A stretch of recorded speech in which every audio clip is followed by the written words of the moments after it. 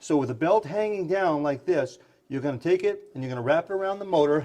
You're going to come up around this pulley, and it's going to look just like that. That's what you're going to try to achieve blindfolded, basically, because you're not going to be able to see much. You're going to kind of rely on feel. Okay, you ready for this?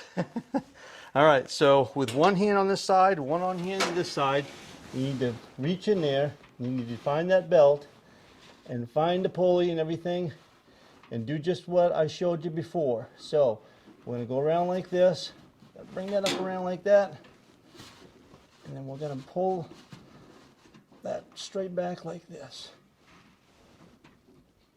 Just like that. And we are all ready to go.